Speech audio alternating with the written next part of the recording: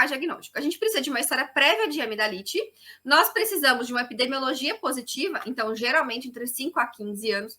Ah, mas então quer dizer que uma criança de 2 anos não tem febre reumática?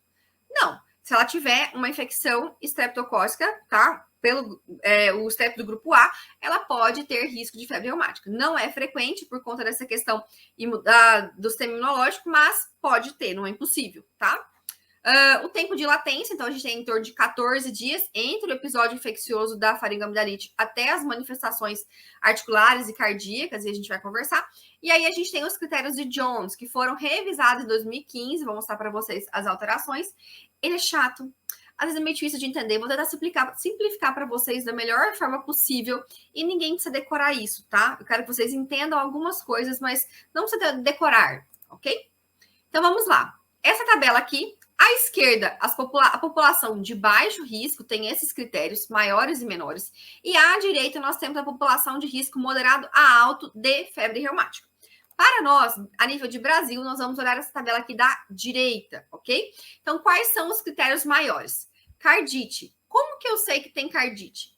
Se o paciente chegar da parte cardiovascular assintomático, eu posso não saber. Então, é imprescindível um ecocardiograma, tá? Tem que ter o ecocardiograma para avaliar isso daqui. Extremamente importante. Outro critério maior, monoartrite ou poliartrite ou poliartralgia. Então, também foi uma mudança que teve, porque a monoartrite entrou como critério maior. Lembrar, gente, quando a gente fala de artrite, é dor, calor, rubor, certo? Então, é artrite. Então, artrite em uma articulação só. Quando eu falo de poliartrite, são artrite em várias articulações. Quando eu falo de poliartralgia, é só a dor, não confundam, ok? Então, tem dor em várias articulações. A Coreia de Sydenham, certo? É a menos frequente, mas é muito característico da febre reumática. Os nódulos subcutâneos também não são frequentes, vou falar um pouquinho de cada um deles. E o eritema marginado, vamos mostrar também. Então, esses são os critérios maiores. Quais são os critérios menores? Febre, monoartralgia, então é dor em uma articulação, geralmente grandes articulações, um VHS maior que 30 ou um PCR maior que 3, então alteração de provas inflamatórias e aumento no intervalo PR no eletrocardiograma. Tem também na comunidade aula de interpretação do eletrocardiograma, tá? Tem essa aula na comunidade também, tá super legal para vocês lá. Então, aí é o seguinte, não vale cardite e aumento do PR, tá? Então, geralmente, a gente tem que ter também uma outra coisa, tipo uma cardite, febre, aí tem até aumento no PR, tá? Então, como que a gente faz esse diagnóstico? A gente precisa de 2 critérios maiores ou um critério maior e 2 menores, ok?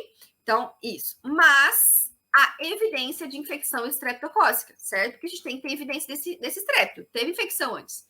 Vamos tentar descobrir. Aí entra uma certa dificuldade, vou mostrar para vocês os exames, mas a gente tem que ter ou a cultura positiva de orofaringe, ou os títulos elevados de aslo, ou outro anticorpo, anti-DNase, ou teste rápido para o estreptococo, ou uma escarlatina documentada ali, visualizada, certo? São formas de você descobrir se tem ou não teve essa infecção estreptocócica prévia. Quero até que vocês me contem aí se vocês têm no serviço de vocês o strep test, que é aquele teste rápido para o antígeno de estreptococo na orofaringe. Aqui em Cabai, em lugar nenhum que eu saiba tem. Até a gente estava discutindo isso esses dias, a gente não tem, tá? Então, nem em particular. Então, se vocês tiverem, me conta aí, tá? Sim, não, me falem que eu queria saber, beleza? Então, são esses os critérios. Vamos falar um pouquinho de cada um. Eu achei essa imagem super legal, achei na internet. E ela fala um pouquinho... Ela usa como se fosse um mnemônico, né? Então, quando você olha ali, Jones, critérios de Jones. Quais são os critérios de Jones? J, joint pain, que é a dor articular, certo? Ele colocou o O de coração ali, tipo, O de cardite, mas fica o O sobrando aí, que eu também fiquei pensando em alguma coisa para colocar e não encontrei. Mas o N de Jones, de nódulos, o E de eritema marginatum e o S de Sydenham's Corea. Acho que não sei, Korea, não sei como que o americano fala Coreia.